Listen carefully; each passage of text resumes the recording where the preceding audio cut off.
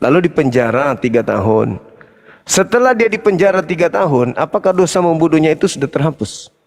Begini Bang Zuma, kalau jangan kita berpikir, contoh ya, ada orang membunuh, kemudian dihukum 3 tahun penjara. Nah, jangan kita berpikir bahwa dia menjalani penjara itu adalah penghapusan dosa. Itu versi dunia. Tetapi di hadapan Tuhan, selama dia tidak mengakui dosanya kepada Yesus, selama itu dia akan tetap menanggung dosa pembunuhan itu. Tetapi kalau dia mengaku dosanya di hadapan Tuhan, dosanya akan diampuni. Jadi dia disalib udah selesai dosanya. Ya, ditanggung oleh Yesus, itu selesai. Ditanggung oleh Yesus. Nah, dosa ini ketika ditanggung oleh Yesus itu dibawa kemana? Begini Bang Zuma, Imamat 16, ya, Imamat 16, ya betul, bagus. Bagus, itu betul. Imamat 16 begini. Pada hari Grafirat ada 2 ekor domba, kambing jantan, ya. Yang satu untuk Tuhan, yang satu untuk Azazel. Ya, kalau Azazel, Bang Zuma tahu itu apa arti Azazel. Satu untuk setan dan satu untuk Yesus, untuk Tuhan. Nah, pada hari Grafirat itu istilahnya Yom Kippur, ya. Hari pendamaian, Atonement Day. Nah, pada hari Grafirat ada 2 ekor kambing domba, ada 2 ekor kambing dibawa. Kambing ini, yang 2 ini, setelah Yesus setelah imam besar, dia akan memilih 1 ekor kambing untuk Tuhan, 1 ekor kambing untuk Azazel. Nah, setelah dosa-dosa bangsa itu, semua bangsa Israel harus kumpul pada Yom Kippur, pada hari Grafirat, ya. Pada hari Grafirat semua umat Israel harus kumpul, nggak boleh tidak. Dan mereka harus berpuasa menjelang hari Grafirat itu. Nah, kemudian setelah bangsa Israel mengaku dosanya, imam itu akan memotong 1 ekor domba untuk Tuhan itu, dan setelah dia mengadakan pendamaian, artinya pembersihan sanctuary, ya. Setelah dia mengadakan pembersihan dosa umat itu, dia tanggungkan kepada kematian domba. Kemudian domba itu, imam itu akan menimpakan dosa itu kepada kambing Azazel. Nah, kalau dalam denominasi kami, dalam versi kami, gereja Advent, kambing Azazel itu adalah untuk setan. Itu bukan perlambang kepada Yesus. Nah, karena tadi domba yang telah dipotong itu melambangkan Yesus karena anak domba yang tersembelih. Sedangkan kambing yang untuk Azazel itulah yang akan dilemparkan ke padang gurun jauh. Sama seperti kata Mazmur, sejauh timur dosa kami kau jauhkan. Nah, itu artinya begini Pak Bang Zuma. Setelah Yesus, kan pada saat ini Yesus imam besar ya, dalam kepercayaan kami imam besar ya di surga sekarang. Karena duduk dia di sebelah kanan Bapa. Seperti kata Ibrani 3 tadi, Ibrani 1 ayat 3. Yesus duduk di sebelah kanan takhta Bapa. Nah, setelah Yesus menjadi imam besar, setelah dia menyelesaikan dosa-dosa umatnya, dia timpakan itu nanti ke iblis. Nah, itulah namanya 1000 tahun, milenium. Nah, selama 1000 tahun, karena begini Bang Zuma, ketika Yesus datang nanti kedua kali, orang benar akan dibangkitkan, ya. Orang benar akan dibangkitkan, orang yang hidup yang benar akan dibawa ke surga. Kemudian orang berdosa yang masih hidup pada waktu Yesus mati akan mati karena tidak tahan melihat cahaya kemuliaan Allah. Nah, karena tidak tahan melihat cahaya kemuliaan Allah, mereka mati. Jadi selama 1000 tahun tidak ada orang yang hidup di muka bumi ini. Dan selama 1000 tahun itulah iblis melanglang buana merenungi nasibnya yang telah mencobai dunia. Itu jawaban saya. Terima kasih Bang Zuma. Oke, baik. Nah, sekarang begini. Kalau kita melihat pola ini ya. Iya. Yang terjadi di Kristen ini adalah ketika dosa-dosa mereka itu ditanggungkan kemudian kepada Yesus yang mati di atas tiang salib. Itu poinnya kan? Iya, poinnya di situ. Oke, poinnya di sana. Ada nggak akar daripada tragedi penyaliban ini terjadi dengan konsep kekristenan hari ini? Akarnya maksud saya. Karena yang saya lihat, Yesus disalib itu karena dengki, bukan karena dosa. Bukan karena ingin nebus dosa. Pola yang muncul belakangan baru dicocokkan. Larinya ke kitab Wahyu, larinya ke Ibrani. Kitab yang disusun untuk meninabobokkan orang-orang yang percaya kepada penyaliban adalah keselamatan. Sederhana untuk mengetahui itu. Ketika orang-orang Israel mempersembahkan domba, saya tidak terlibat di sana. Saya tidak ada di situ.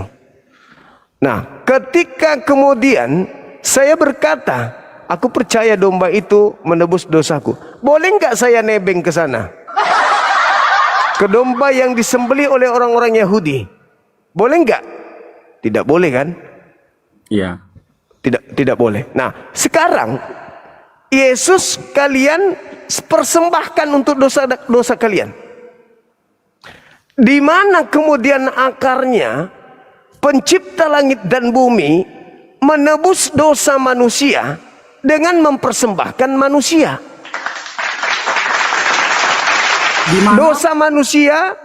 Dosa manusia diampuni dengan cara mengorbankan darah manusia. Itu di mana dasar pijakannya? Oh, dasar pijakannya itu Kejadian 3 ayat 15. Nah, Enggak ada hubungannya itu. Ada, sebentar. Enggak ada hubungannya. Ada hubungannya. Karena begini, aku akan mengadakan aku akan mengadakan permusuhan antara engkau dan perempuan ini, antara keturunanmu dan keturunannya. Keturunannya akan meremukkan kepalamu dan engkau akan meremukkan tumitnya. Jadi ketika Yesus mati di kayu salib, artinya setan sedang meremukkan tumitnya. Tapi sebentar. Jadi tapi ketika Yesus mati di kayu salib, ini jawabannya. Ya, ini sebab sebentar ya, Nah, ini Ibrani 2 ayat 14. Karena anak-anak itu adalah anak-anak dari darah dan daging, maka ia juga menjadi sama dengan mereka dan mendapat bagian dalam keadaan mereka, supaya oleh kematiannya ia memusnahkan dia, yaitu iblis yang berkuasa atas maut. Jadi kematian Yesus, Jadi kematian Yesus artinya Yesus mati, tumitnya diremukkan, tetapi dengan kematian Yesus iblis dimusnahkan. Ya. Itu saya kan udah bilang. Ya. Dasar pijakan itu datang belakangan yang Anda sajikan. Yang saya minta yang datang sebelumnya. Pola yang sebelumnya, di mana Tuhan menginginkan melakukan penebusan dosa terhadap orang-orang dengan mengorbankan manusia, darah manusia. Itu poinnya di mana? Yang Anda sampaikan tadi itu Ibrani, kitab-kitab yang baru datang setelah diinginkannya manusia ini dituhankan selain daripada Tuhan. Maka mereka akan menyesatkan banyak orang. Artinya akan banyak orang yang bekerja sama untuk membuat suatu keadaan di mana Yesus ini adalah Tuhan yang turun ke bumi untuk menanggung dosa-dosa manusia pendosa. Sehingga pendosa ini terlena dengan dosa-dosa mereka, dengan menyandarkan dosa-dosanya kepada Yesus yang adalah korban, tetapi salah korban. Sendiri mengatakan tadi bukan dia, tidak pantas dia, tetapi dia dipaksakan kemudian untuk disalib. Ujung-ujungnya untuk nebus dosa. Padahal penyaliban terjadi karena yang mau menyalib ini tidak ingin bangsanya dirampas Roma. Tapi kenapa berubah kemudian setelah muncul para penulis-penulis untuk menggiring tragedi penyaliban itu untuk nebus dosa? Murni penyaliban terjadi untuk menghindarkan bangsa Yahudi dari perampasan bangsa Romawi. Titik. Belakangan kemudian baru berkarya orang-orang yang menginginkan manusia terlena, menggiring manusia menyembah kepada Yesus. Itu fakta. Maka ketika Anda menjelaskan, ini dalilnya, ini dalil-dalil yang dibuat belakangan untuk mengukuhkan ketuhanan Yesus. Coba Anda lihat di dalam Kisah Para Rasul tadi, nomor 2, nomor 36. Bagaimana orang-orang Farisi, orang-orang Yahudi, apakah mereka sebelum penyaliban Yesus belum punya Tuhan? Sudah punya Tuhan. Siapa Tuhannya orang Farisi? Elohim. Siapa Tuhannya imam kepala mahkamah agama? Elohim. Siapa Tuhannya para angkatan jahat? Elohim. Terus kenapa ketika mereka menyalibkan Yesus, Tuhan mengutuk mereka dengan mengatakan, Yesus yang telah kau salibkan itu telah dibuat menjadi Tuhan oleh Elohim dan juga menjadi Kristus. Bagi siapa? Bagi yang menyalib. Bukankah yang menyalib tadi orang Farisi, mahkamah agama, imam kepala adalah orang-orang yang sudah punya Tuhan? Sekarang ketika korban yang mereka bunuh di atas salib dijadikan juga untuk menjadi Tuhan bagi mereka, sekarang berapa Tuhannya mereka ini? 2. Makanya hatinya sedih, hatinya sangat terpukul. Maka mereka bertanya, lalu apa yang harus kami lakukan wahai Petrus? Berilah dirimu dibaptis dan bertobatlah dari angkatan jahat ini, supaya kamu tidak menjadikan Yesus yang kau salib itu jadi Tuhan. Itu kutukan itu. Ketika dikatakan dalam Kisah Para Rasul 2 nomor 36, jadi seluruh orang Israel harus tahu bahwa Yesus yang kau salibkan itu telah dijadikan menjadi Tuhan dan Kristus untuk kamu. Artinya Tuhan marah, membalas kejahatan orang-orang yang ingin membunuh Yesus dengan menjadikan pengganti Yesus ini sebagai Tuhan bagi mereka. Itulah yang terjadi sampai hari ini. Pengikut-pengikut angkatan jahat ini menyembah Kristus yang disalib, padahal itu adalah kutukan dari Elohim. Karena Elohim marah kepada mereka yang berupaya membunuh Yesus, yang adalah orang suci ini. Tuhan tidak menginginkan kematian terhadap Yesus. Sehingga ketika mereka melakukan kesaksian palsu, tipu muslihat, makar, Tuhan pencipta langit dan bumi membalas makar mereka dengan menjadikan korban yang mereka salib sebagai Tuhan untuk mereka. Siapa suruh? Sampai sini paham? Iya. Mereka sudah punya Tuhan sebelumnya, Bang, yaitu Elohim. Tapi karena mereka membuat makar, kebencian, tipu daya, tipu muslihat, kesaksian palsu, ingin kali membunuh utusan yang suci ini, ingin kali kemudian merampas kejayaan Bani Israel dengan ajaran Nabi yang suci ini, Rasul yang suci ini, maka Tuhan membalasnya dengan menjadikan apa yang mereka salib menjadi Tuhanmu. Lu tidak perlu lagi menuhankan gue. Lu orang jahat, lu sembah aja yang kau salib itu. Makan tuh upah kerjamu. Itu. Makanya Paulus mengatakan dalam Roma 14 nomor 9, untuk itulah Yesus mati agar dibangkitkan menjadi Tuhan. Untuk siapa? Untuk para penyalibnya, orang-orang jahat. Orang-orang jahat ini apakah selesai berkarya? Tidak. Iblis tinggal kipas-kipas. Orang-orang jahat inilah yang kemudian mengajak orang-orang lain yang bisa mereka sesatkan untuk sama-sama menyembah korban tersebut. Wa ikhwanuhum yamudunahum fil ghayyi tsumma la yuksirun. Maka orang-orang kafir ini membantu sesamanya orang-orang kafir untuk menggiring orang-orang kafir lainnya menyembah kepada Yesus agar tidak menyembah kepada Tuhan. Dengan menyembah kepada Yesus, mereka telah mendurhakai Tuhan pencipta langit dan bumi. Itu fakta, itu real. Adakah orang Yahudi mengajarkan sembahlah Yesus? Adakah Yesus diajarkan oleh Elohim? Inilah anakku yang kukasih, kepada yang aku berkenan. Barang siapa yang menyembah kepada dia tidak binasa melainkan peroleh. Ada kayak gitu? Enggak. Kata Yesus, barang siapa yang percaya kepadaku, bukan barang siapa yang menyembah kepadaku. No, barang siapa yang percaya. Nah, kalau percaya Yesus, sembahan kita siapa? Elohim. Simple toh? Tapi kalau percaya kepada iblis, sembahan Anda adalah Yesus. Kenapa? Karena yang ingin Yesus disalib iblis. Tetapi Elohim tidak menginginkan Yesus disalib, maka Elohim menyelamatkan Yesus. Tapi karena mereka ngotot kali membuat tipu muslihat makar, maka Tuhan mengutuk mereka dengan menjadikan pengganti Yesus sebagai Tuhan bagi mereka. Tidak percaya? Dengarkan pelan-pelan.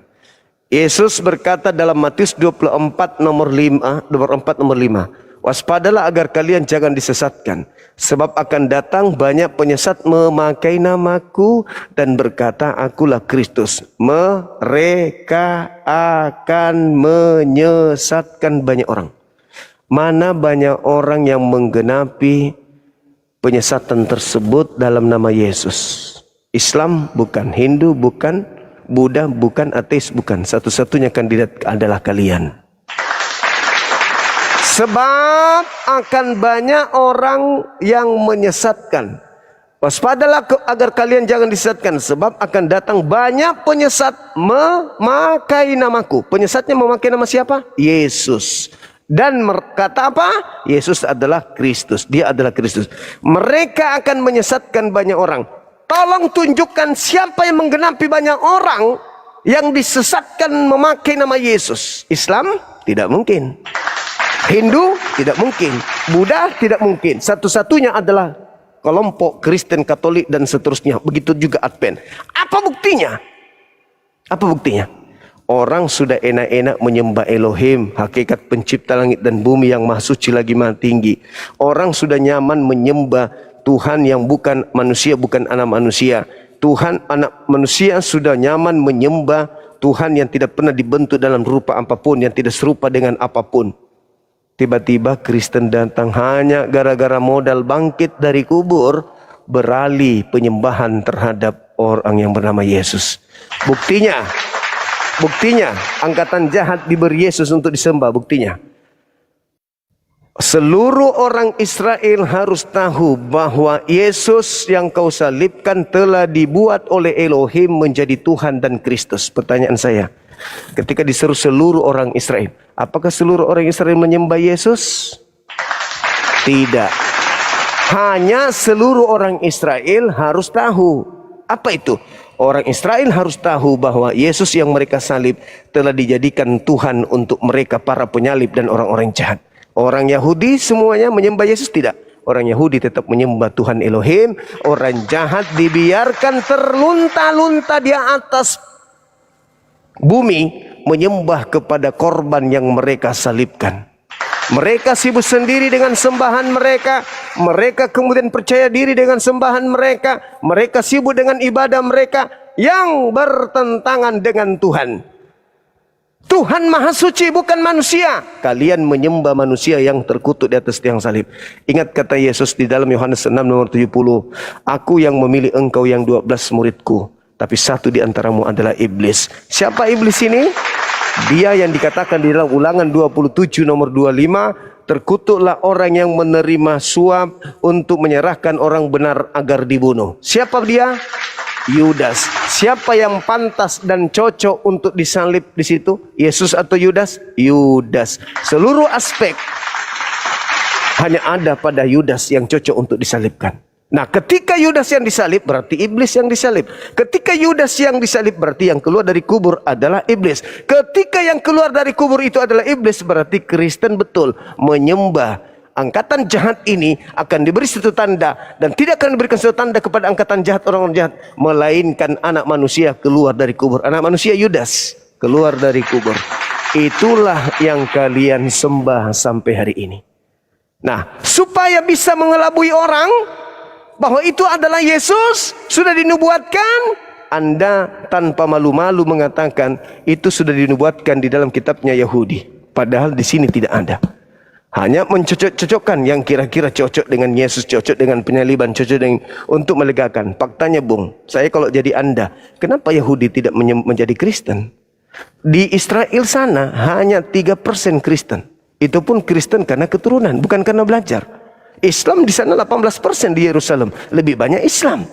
Kenapa kemudian mereka tidak menjadikan sinagoge pusat kekristenan? Kenapa enggak mereka jadikan Yerusalem sebagai pusat Natal, acara Natal, kebangkitan Yesus, kematian Yesus? Kenapa? Karena mereka hanya diajarkan untuk mengetahui bahwa Yesus sudah dibangkitkan untuk menjadi Tuhan bagi angkatan jahat. Silakan jauh-jauh dari kami. Kami tetap menyembah kepada Yang Maha Suci. Yesus hanya Tuhan bagi angkatan jahat. Angkatan jahat boleh Anda baca di dalam Wahyu 12 nomor 9. Ekomene. Iblis atau ular naga, ular tua yang dilemparkan ke bumi yang memenuhi ekomene. Apa ekomene? Ekomene itu adalah persekutuan perkumpulan gereja-gereja se-Romawi. Dari Romawi lah kemudian menyebar ke seluruh penjuru bumi ajaran penyembahan kepada Kristus. Di antara pemikir-pemikir ulung muncullah tokoh-tokoh Advent yang mengatakan ini salah, ini salah, ini salah. Yang benar adalah kembali ke ajaran Yahudi, ajaran Torah.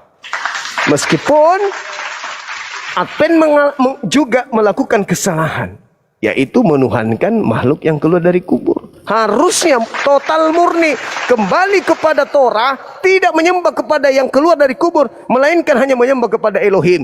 Jangan ada ilah lain di hadapanku, sebab aku adalah Tuhan pencemburu. Andai saja Advent tidak menyembah Yesus, Advent sudah mendekati kebenaran. Tidak makan babi, tidak makan ini, tidak ini, sahabat, bla bla bla. Sayangnya dia masih tertipu dengan menyembah makhluk tersebut. Padahal tak ada ruginya melepaskan itu. Cukup menyembah kepada Elohim saja. Imani Yesus sebagai Rasul Elohim, selesai perkara. Tapi iblis apakah mau mangsanya dia lepaskan begitu saja? No, iblis tidak akan mungkin tinggal diam. Iblis akan memiliki cara-cara yang lain, termasuk membantah bangsu bangsu generasi dengan benar. Sekira begitu, Bung. Silakan Anda renungkan, silakan Anda pikirkan. Saya minum dulu dengan menggunakan oli bekas. Silakan.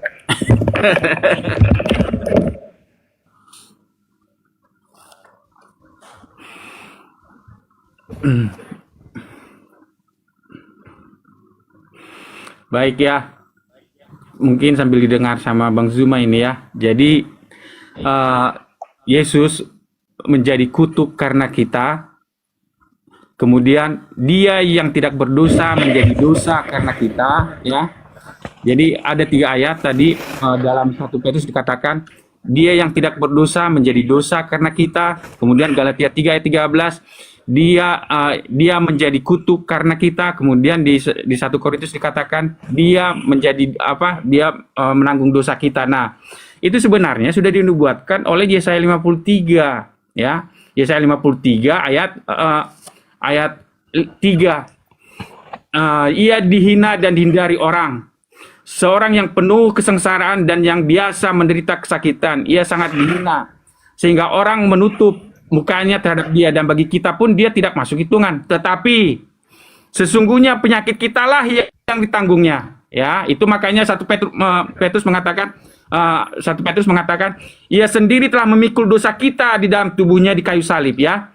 Tetapi sesungguhnya penyakit kitalah yang ditanggungnya dan kesengsaraan kitalah yang dipikulnya. Padahal kita mengira dia kena tulah dan dipukul dan tindas Allah. Nah, itulah yang dibilang Paulus tadi, Galatia 3:13. Dia menjadi kutuk karena kita. Seperti yang kata Yesaya 53 ayat 4 ini. Padahal kita mengira dia kena tulah, atau dalam bahasa Galatia 3:13-nya, padahal kita mengira dia kena kutuk, dipukul dan ditindas Allah. Tetapi dia tertikam oleh karena pemberontakan kita. Dia diremukkan oleh karena kejahatan kita. Ganjaran yang mendatangkan keselamatan bagi kita ditimpakan kepadanya. Dan oleh bilur-bilurnya kita menjadi sembuh. Itu jawaban saya. Ya, baik. Jadi sekali lagi saya katakan, mereka akan menyesatkan banyak orang. Salah satu cara penyesatannya itu mengambil kitabnya Yahudi, mencocokkan kepada Yesus yang disalib, supaya orang yang sudah putus asa dengan kehidupannya yang banyak dosa, dan mereka yang sungkan untuk beribadah menyembah Tuhan, mereka hanya ingin percaya saja, diselamatkan, tak ada sisa kubur, dosa-dosa udah ditebus, mati langsung surga, bla bla bla. Mereka itulah yang akan tertipu. Padahal, Bung, kalau Anda melihat Yesaya 53, itu sudah diceritakan kemudian oleh Yesus dalam Matius 23 nomor 32, 33, 34, 35 sampai kepada 39. Sebagian, dengarkan di sana, Ketika Yesus mengatakan, wahai keturunan ular-ular, keturunan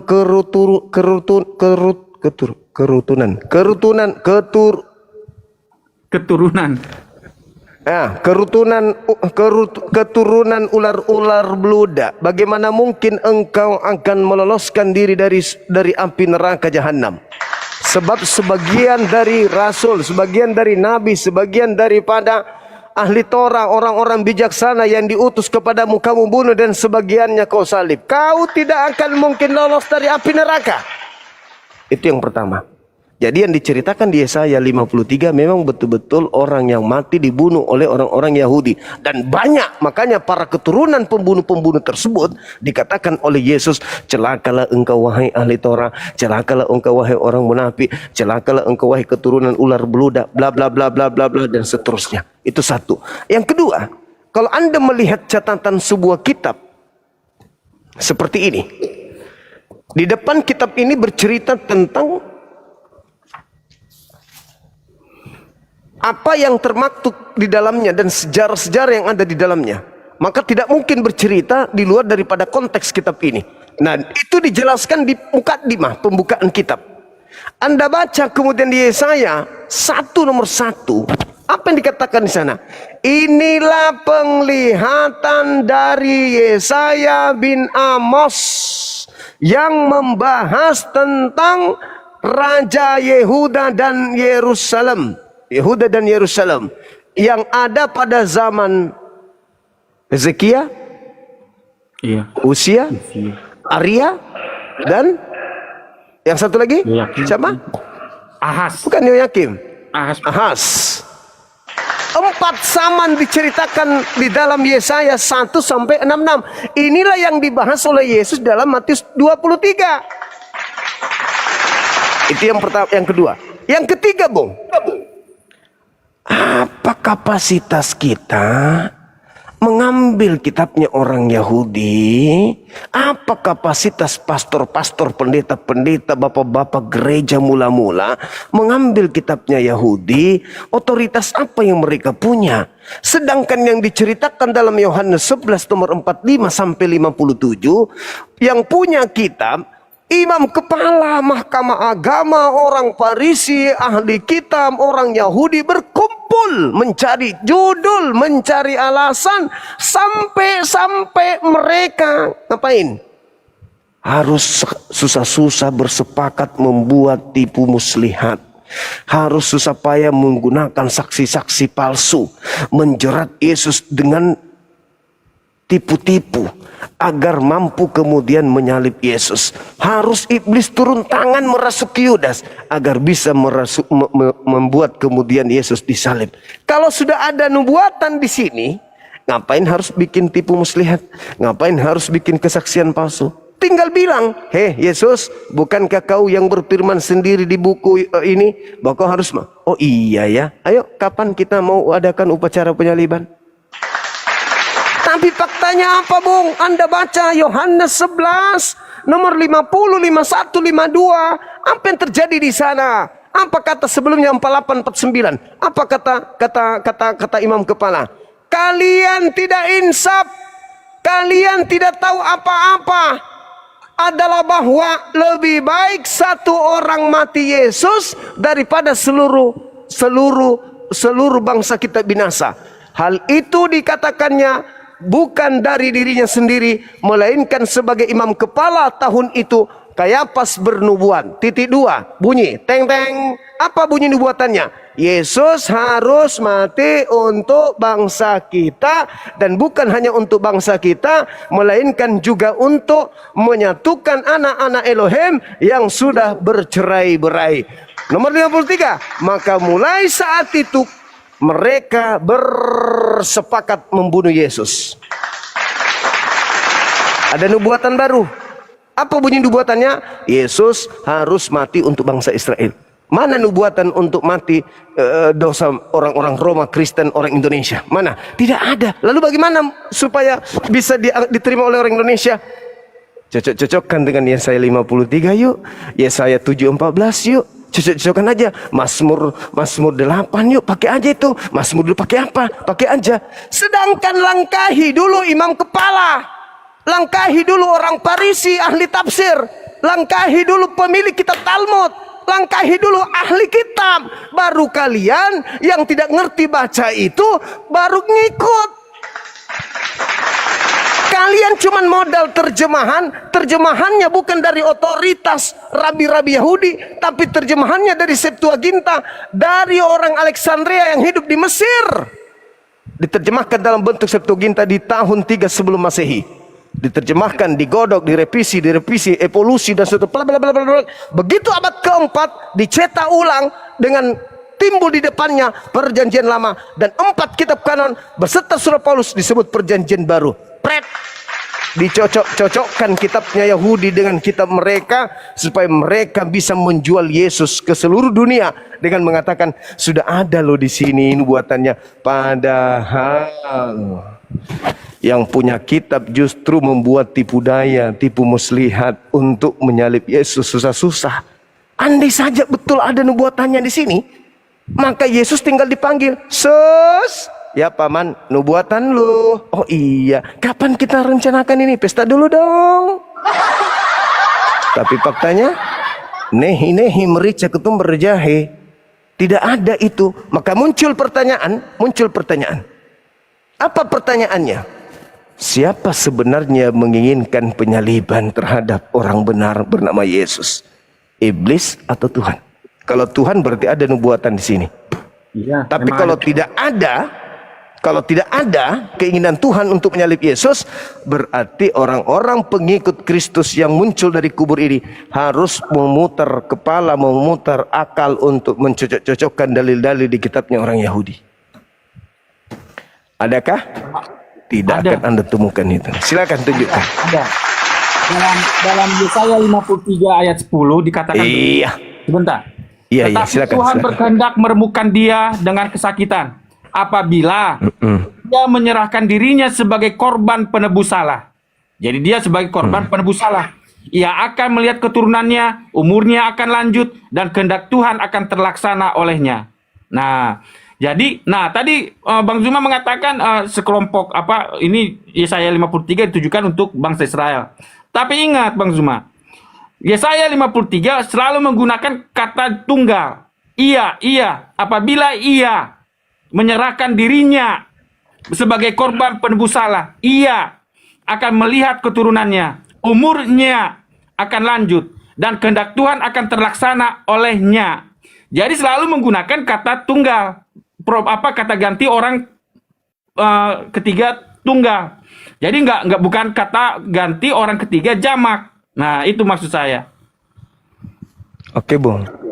Kalau kita lihat, Bung, di Yesaya 53 itu betul, di situ memang dikatakan iya, tapi ingat, ia akan melihat keturunannya. Apakah Yesus punya keturunan? Tetapi Tuhan berkehendak meremukkan dia dengan kesakitan. Apabila ia menyerahkan dirinya sebagai korban penebus salah, ia akan melihat keturunannya, umurnya akan lanjut, dan kehendak Tuhan akan terlaksana olehnya. Sesudah kesusahan jiwanya akan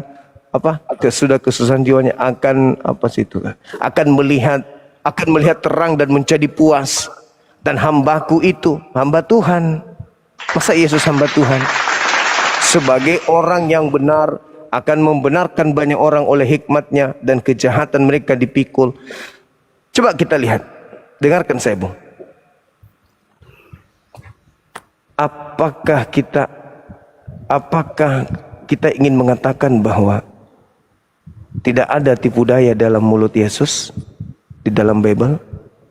Yesus terbukti beberapa kali berbohong. Salah satunya maksud saya, kebohongannya saat ia berada di pengadilan. Kan di situ dikatakan dia tidak berdusta. Apabila ia menyerahkan dirinya sebagai korban penebus salah, ia akan melihat keturunannya, umurnya akan lanjut, dan kehendak Tuhan akan terlaksana olehnya. Sesudah kesusahan jiwanya, ia akan melihat terang dan menjadi puas, Dan hambaku itu sebagai orang yang benar akan membenarkan banyak orang, akan dibenarkan banyak orang oleh hikmatnya, dan kejahatan mereka akan dipikul. Yohanes 18 nomor 20 Anda baca. Apa yang terjadi di sana? Yesus berkata kepadanya, aku berbicara terus terang kepada dunia. Aku selalu mengajar di rumah-rumah ibadat dan di bait Elohim, tempat semua orang Yahudi berkumpul. Aku tidak pernah berbicara sembunyi-sembunyi. Yesus mengatakan kalau ia tidak pernah bersembunyi di dalam mengajarkan kemudian apa yang menjadi perintah Tuhan dalam menyampaikan ajarannya. Tapi coba Anda lihat di data Matius 16 nomor 20. Apa yang diterangkan di sana? Yesus mengatakan begini. Dia melarang murid-muridnya supaya jangan memberitakan kepada siapapun bahwa ia adalah Mesias. Di dalam Matius 16 tersebut, Yesus tidak berani berkata jujur tentang siapa dirinya, dan ia menyembunyikan statusnya sebagai utusan Tuhan. Pertama. Yang kedua, apakah Yesus memiliki keturunan? Dalam Bible manapun, Anda tidak akan menemukan satu dalil yang bisa menguatkan bahwa Yesus mempunyai istri dan memiliki keturunan. Ingat, dalam bahasa Ibrani dikatakan kata sera'ah. Sera'ah berarti bibit atau sperma. Sehingga keturunan yang dimaksud dalam data tersebut anak yang berasal dari benih atau bibit atau sperma Yesus. Apakah Yesus punya sperma? Apakah Yesus punya bibit? Siapa nama istrinya? Siapa nama anaknya? Artinya, tokoh yang dibicarakan di dalam Yesaya ini, khususnya di nomor 10 yang Anda jelaskan tadi ini, itu memiliki keturunan yang berasal dari spermanya sendiri. Bukan secara istilah doang. Bukan hanya bahasa majas. Tetapi itu benar-benar bibit, nener, bobot, sperma. Kata sera'ah, coba Anda ketik di sana. Anda lihat di dalam bahasa Ibrani aslinya. Di situ ketika dikatakan dia akan melihat keturunannya. Keturunan yang dimaksud di situ adalah benih, bibitnya, hasil dari spermanya. Kata zera'ah di dalam bahasa Ibrani. Apakah Yesus punya keturunan dari spermanya? Baik, saya jawab ya. Silakan. Nah, baik. Dalam Yohanes 3 ayat 3 dikatakan ya, Yesus menjawab katanya, aku berkata kepadamu, sesungguhnya jika seorang tidak dilahirkan kembali, ia tidak dapat melihat kerajaan Allah. Nah, terus kata Nikodemus kepadanya, bagaimanakah mungkin seorang dilahirkan kalau ia sudah tua? Dapatkah ia masuk kembali ke dalam rahim ibunya dan dilahirkan lagi? Jawab Yesus, aku berkata kepadamu, sesungguhnya jika seorang tidak dilahirkan dari air dan roh, ia tidak dapat masuk ke dalam kerajaan Allah. Apa yang dilahirkan dari daging adalah daging, dan apa yang dilahirkan dari roh adalah roh. Janganlah engkau heran, karena aku berkata kepadamu, kamu harus dilahirkan kembali. Jadi, ketika kita percaya kepada Yesus, kita sebenarnya sedang dilahirkan kembali. Itu satu. Yang kedua, Roma 5 ayat 12. Ya?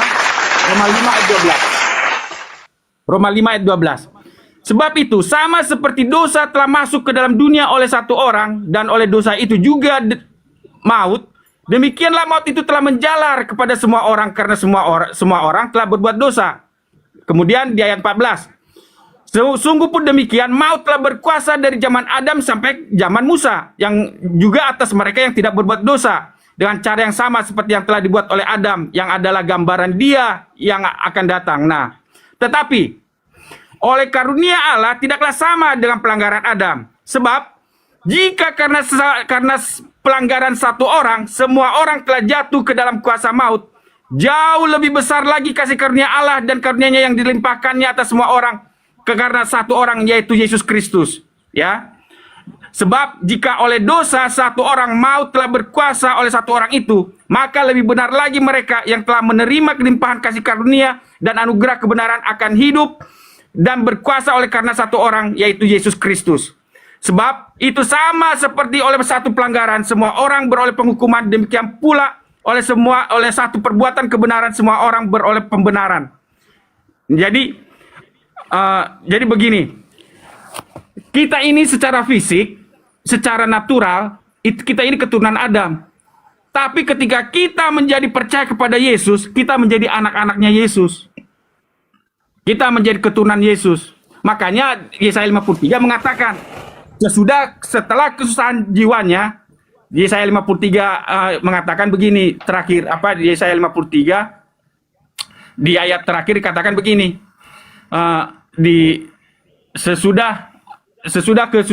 ini di ayat 10. Tetapi Tuhan berkehendak meremukkan dia dengan kesakitan apabila ia menyerahkan dirinya sebagai korban penebus salah. Jadi Yesus harus menjadi korban penebus salah. Baru ia akan melihat keturunannya. Umurnya akan lanjut dan kehendak Tuhan akan terlaksana olehnya. Jadi kita menjadi keturunan Allah, keturunan Yesus. Karena apa? Karena kita percaya kepada korban penebusan Yesus. Itu jawaban saya. Terima kasih, Bang Zumi. Oke. Saudaraku, apakah memang di dalam agama Yahudi ada yang disebut sperma rohani? Oh, ada. Coba dalilnya di mana ada data tentang sperma rohani? Ketika bangsa Israel disebut anak sulungku, Salomo disebut anak-anakku. Nah, di situ Ben. Apa? Ben. Bukan Iya, Ben, Ben. itu Ben. Ini yang dimaksud ini zira'ah. Zira'ah itu sperma. Bibit sperma. Coba Anda lihat dengan cermat Yesaya 53 nomor 10 itu. Zira'ah, bibit sperma. Bukan Ben. Kalau Ben itu bisa Ben Elohim. Bisa. Ben Elohim itu artinya apa? Anak Tuhan atau hamba Tuhan secara majas, gaya bahasa. Tapi kalau berbicara mengenai zira'ah, itu berbicara sperma, benar-benar sperma keturunan, jasad, secara jasmani keturunan. Kalau Anda mengatakan Anda anak-anak Yesus, itu anak-anak rohani. Ini bukan berbicara terkait dengan sperma rohani, Pak. Jadi murni memang orang ini punya keturunan. Tidak bisa tidak. Contoh misalnya Anda lihat kata Sera'ah di Kejadian 3 nomor 15. Di situ betul-betul keturunan perempuan ini, anak-anak perempuan daripada Hawa. Dan ini jelas sesuai dengan dalil yang ada di Yesaya 53 itu. Jadi itu berbicara terkait dengan keturunan dalam perspektif sesungguhnya biologis. Lagi-lagi sebagai orang di luar Yahudi harus Anda paksakan. Karena kalau tidak Anda paksakan, gulung tikar gereja. Tapi orang Yahudi yang punya kitab hanya gini sambil tertawa liatin kalian. Anda bahas kitab mereka, dia tertawa, biarkan kau sesat, mampus sana. Tuh, nggak ada kepentingan mereka tentang itu. Siapa suruh kalian ngambil?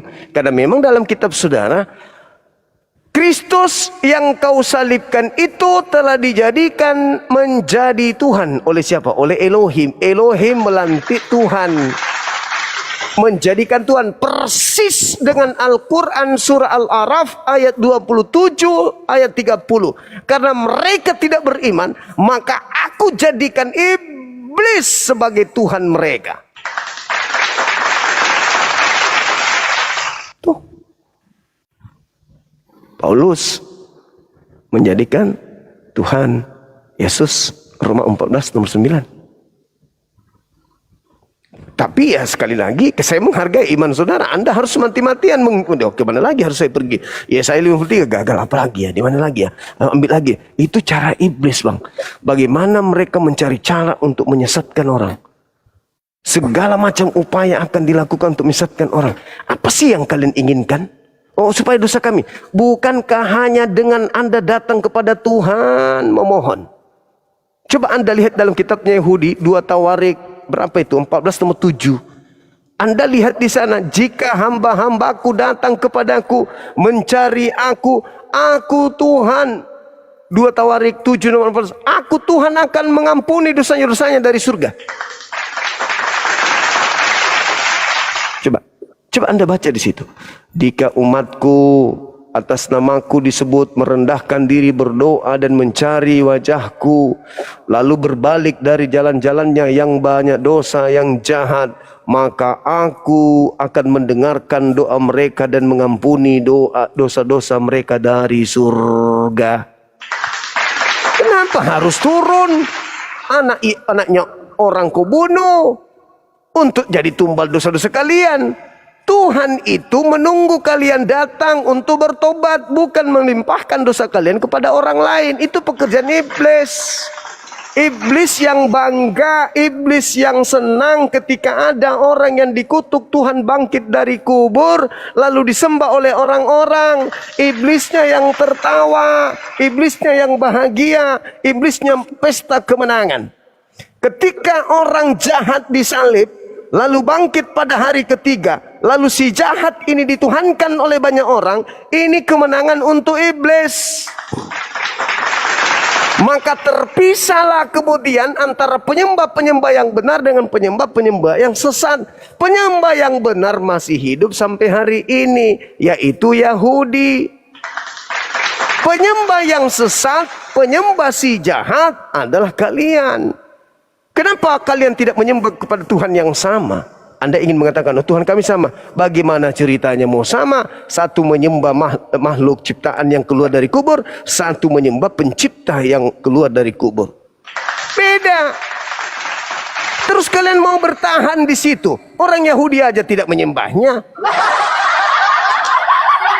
Oh enggak, kami lebih benar dari Yahudi. Oh tunggu dulu. Apa alasannya kau mengatakan dirimu lebih benar? Karena Tuhan kami mati. Yahudi tidak mati. Tuhan kami disalib, Tuhan Yahudi tidak disalib. Tuhan kami keluar dari kubur, Tuhan mereka tidak keluar dari kubur. Kan itu kalian tidak terasa terhina dengan ungkapan-ungkapan kayak begitu. Dosa kami ditebus. Hei, Yahudi ditebus hanya dengan memotong kambing, dosa dihapus. Hei, Yahudi diampuni hanya dengan mengangkat tangan, dosa ditebus. Kalian harus menjadikan satu kambing hitam yang menanggung dosa kalian, sedangkan yang kalian tanggungkan itu iblis yang ayo sembah aku, ayo aku hapuskan dosamu dengan aku mati disalib loh.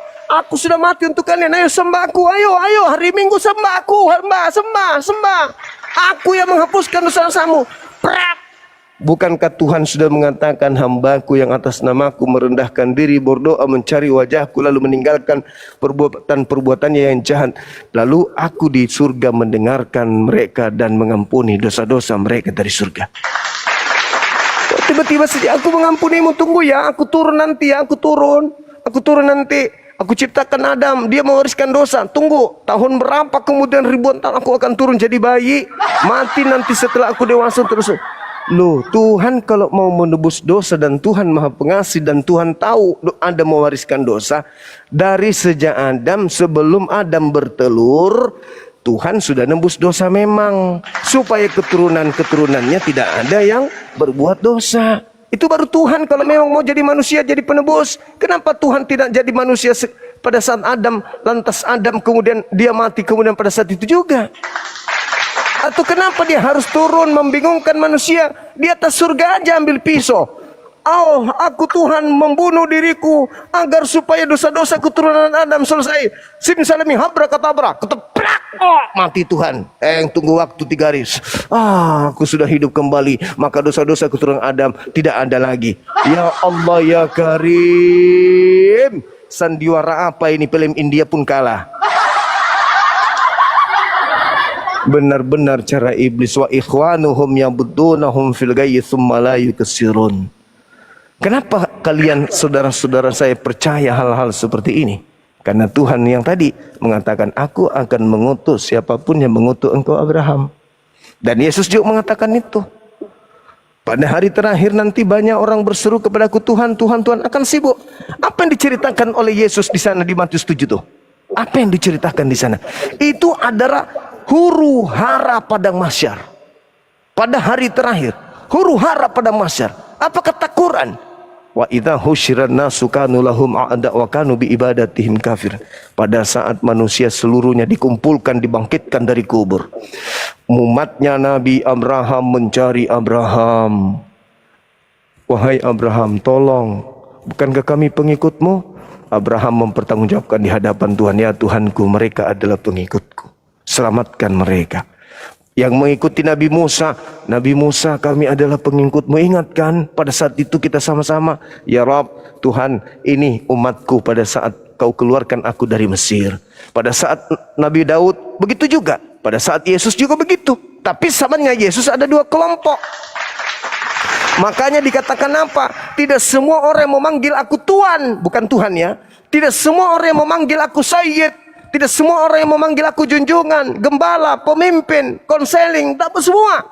Kecuali mereka yang melakukan kehendak Bapa. Jadi di padang mahsyar nanti kelompok yang mengatasnamakan diri Yesus ada dua. Yang satunya yang melakukan kehendak Bapa, yang satunya yang melakukan kehendak iblis. Apa kata mereka? Datang mencari. Yesus, kami umatmu loh. No. Aku tidak mengenal lo. Kenapa bisa? Kami di dunia bernubuat pakai namamu, bos. Bermujizat, bos. Bernubuat mengusir setan pakai. Sorry. Kau cari, bukan saya. Saya bukan Yesus yang kau sembah. Saya bukan Yesus yang datang membantu kamu pada saat kau bermujizat. Cari Yesus yang sudah kunubuatkan akan datang penyesat memakai namaku. Cari itu. Temui dia.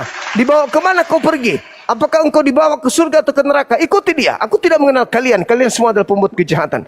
Putus asalah orang itu. Datanglah kepada Nabi Muhammad. Nabi Muhammad, tolong kami. Yesus oh maaf, saya tidak mengenal kalian. Padahal Bang Suma in the gang sudah datang berulang kepadamu siang malam mengingatkan, tapi kamu tetap tidak mau mengikuti arahannya. Padahal dengan mengikuti Bang Suma, kamu percaya kepada Yesus. Kau tidak menolak Yesus, malah kau semakin cinta kepada Yesus dengan kau ikut kepada Bang Suma. Tapi kenapa kau tidak mau ikut? Kau malah percaya kepada orang-orang barat yang datang kepadamu mengajarkan sesuatu yang tidak sesuai dengan ajaran Yesus. Kenapa kau percaya itu? Padahal kau baca Bible, kau baca kitab, siang malam kau pegang, tapi kau hanya mencari data-data yang bertentangan dengan ajaran Yesus. Yang kau ikuti adalah ajaran orang mengatasnamakan Yesus. Kamu kenapa? Ini sekarang hari terakhir, tak ada lagi hari yang lain. Ini penentu. Yohanes 5 nomor 29. Orang yang benar dibangkitkan untuk ke surga, orang yang jahat dibangkitkan untuk ke neraka. Tak ada lagi. Maka di padang mahsyar orang Kristen akan diusir. Enyalah daripada aku tidak mengenal kalian. Mau kemana lagi? Ke Nabi Muhammad. Tidak mungkin. Ke Musa. Tidak mungkin. Pada saat sudah tak ada penolong lain, kasihan Kristen ke neraka jahanam. Mumpung masih ada kesempatan. Kalau tidak mau jadi Kristen, tidak mau jadi Islam, jadilah Yahudi. Jadi Yahudi. Jangan jadi agama yang sekarang, jangan. Kenapa? Karena Yahudi beda Tuhannya, Yahudi beda kitabnya, Yahudi beda hari ibadahnya, Yahudi caranya beda kemudian dalam pola agamanya, dan mereka 99% sama ibadahnya dengan Yesus. Sedangkan yang kalian lakukan, ibadah siapa yang kalian lakukan? Mingguan, Natalan, itu ibadah siapa? Yesus kagak kenal ibadah-ibadah seperti itu. Lalu kalian mengatakan kami pengikut. Pengikut siapa? Oh, pengikut Kristus yang keluar dari kubur, bukan pengikut Kristus yang keluar dari rahim Maria rupanya. Beda. Ingat, di dalam Galatia 1 nomor 1, Galatia 1 nomor 11 nomor 12, Paulus mengakui bahwa Kristus yang menjadi Tuhannya itu adalah Kristus yang bukan keluar dari rahim Maria. Tapi Kristus yang dia sembah adalah Kristus yang keluar dari rahim bumi. Yesus yang berbeda, Kristus yang berbeda. Saya kira begitu, Bung. Kalau masih mau, silakan. Kalau masih mau ditambahkan, waktu kita tinggal beberapa menit lagi, silakan. Terakhir ya, terakhir. Mengenai benih, mengenai sperma. Dalam Maleakhi 2 ayat 15 ya, dalam Maleakhi 2 ayat 15 dikatakan begini. Maleakhi 2 ayat 15. Saya bacakan ya, Maleakhi 2 ayat 15. Bukankah Allah yang esa menjadikan mereka daging dan roh, dan apakah dikehendaki kesatuan itu keturunan ilahi? Nah, kata keturunan ini bahasa Yunaninya adalah sperma. Sedangkan bahasa Ibraninya adalah zera, ya, zera, ya. Jadi itulah makanya kita disebut benih ilahi atau sperma ilahi. Kenapa? Karena kita percaya karena iman kita kepada Yesus, makanya kita menjadi keturunan ilahi. Itu jawaban saya. Itu satu. Yang kedua, mengenai mengapa apakah sebenarnya orang Yahudi seharusnya percaya pada Yesus? Ya. Di mana ayatnya? begini, Mazmur 110 ya. Saya selalu menggunakan Mazmur 110 yang dikutip oleh Yesus. Mazmur 110 ayat 1 mengatakan begini.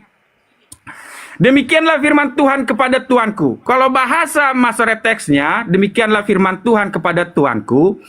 Demikianlah firman Hashem atau Yahweh kepada Laadoni. Atau kalau bahasa Yunaninya LXX Septuaginta, demikianlah firman Kyrios kepada Kyriosku. Jadi sebenarnya Mazmur 110 Daud sedang mengatakan ada dua makhluk ilahi di surga. Makanya digunakan demikianlah firman Kyrios kepada Kyrios. Itu menurut Septuaginta. Tetapi kalau menurut Ibrani, demikianlah firman Hashem kepada Laadoni. Nah, jadi tidak mungkin, cuman penafsiran para rabi sekarang mengatakan itu kepada Abraham. Tetapi tidak. Mengapa saya katakan tidak? Karena tidak mungkin seorang Hashem, seorang yang ilahi, mengatakan Tuanku kepada makhluk manusia, kepada Abraham.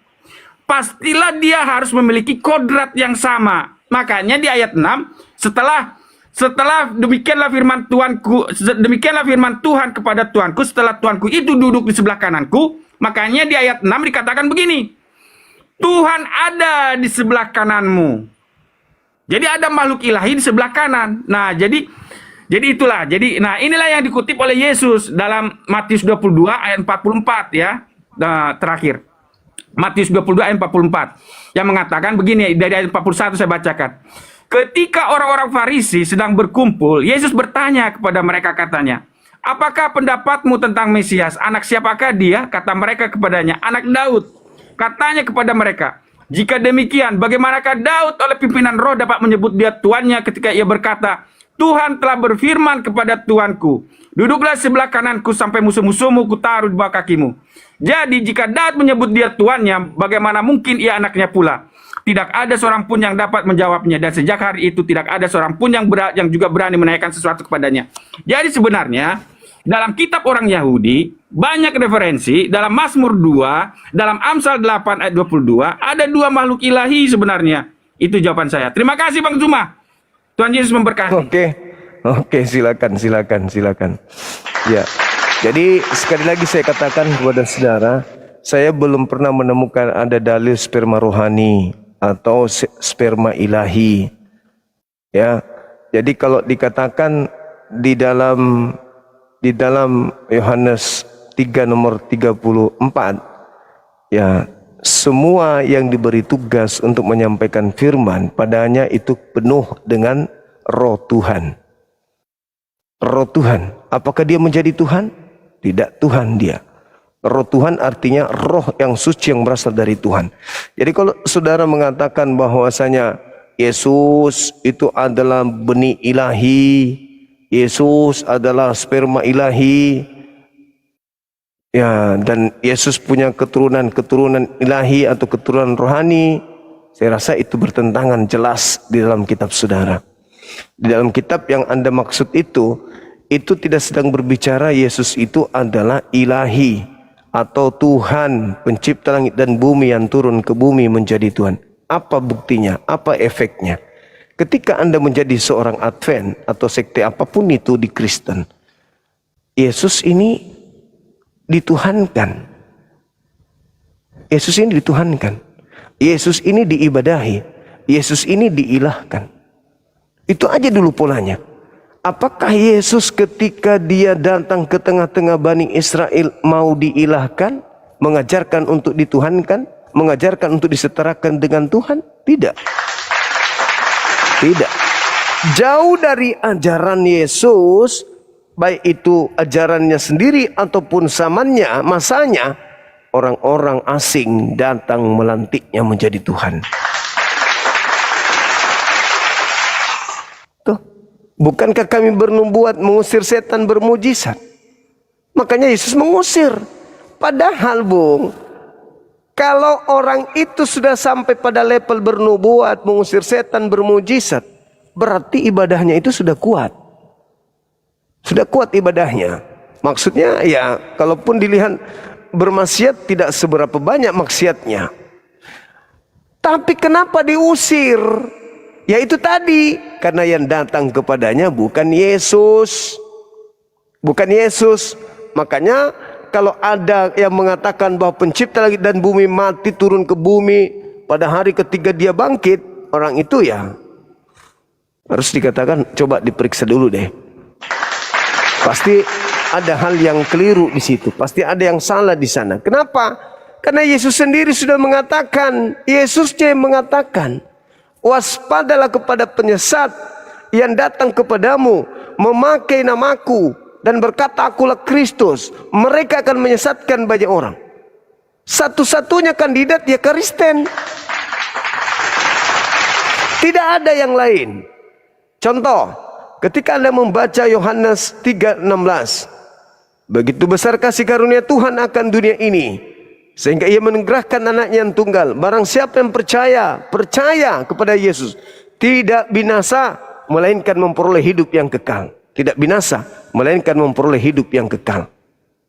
Nah, permasalahannya adalah ketika Yesus datang di tengah-tengah kaumnya, di dalam Yohanes 11:45, banyak orang yang datang melawat Yesus dan menyaksikan melawat Maria dan menyaksikan apa yang diperbuat oleh Yesus dan percaya.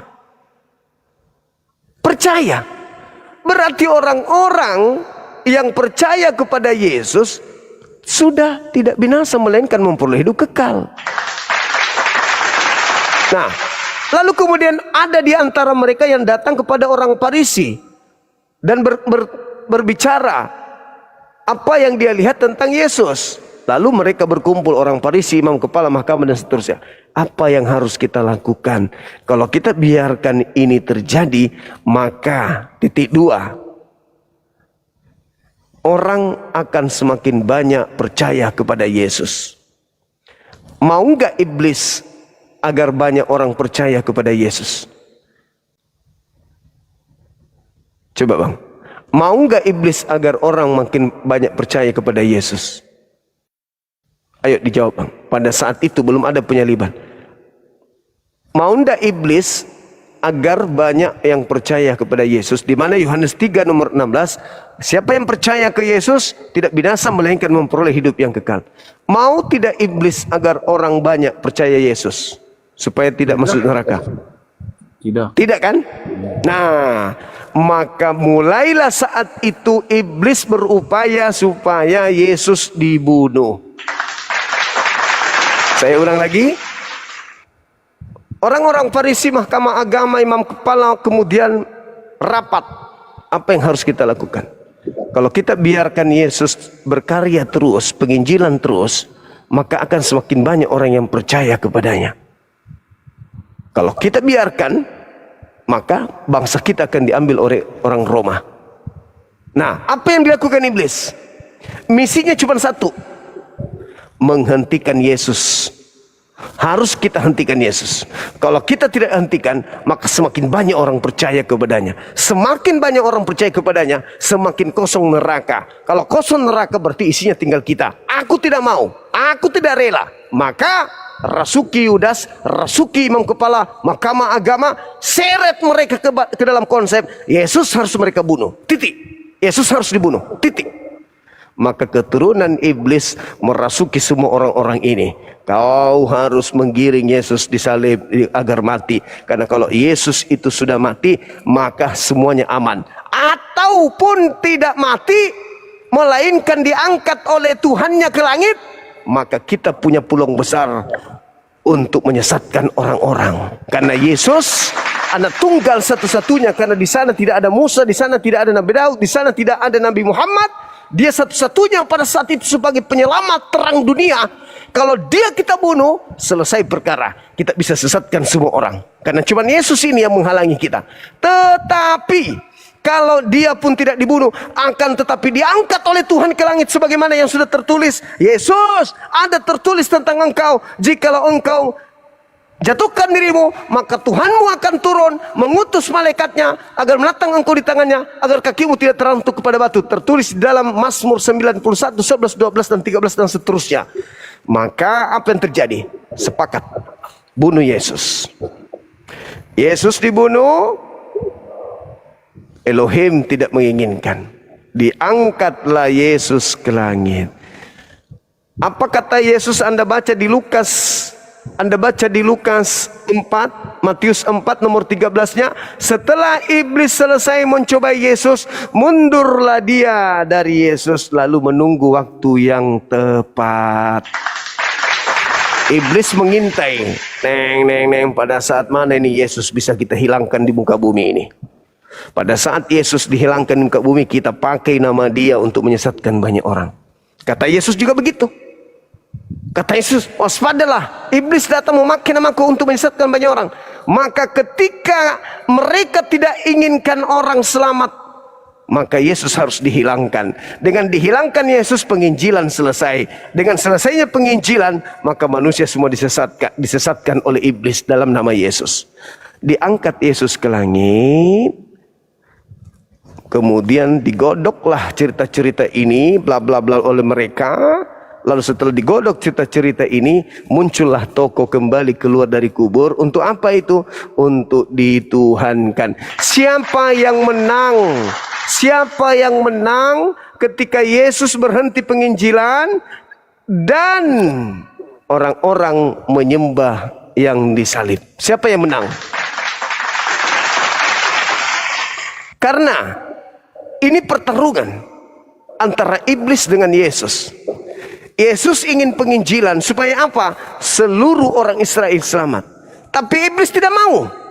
Maka upaya yang dilakukan oleh iblis untuk membunuh, menghentikan langkah Yesus adalah salib.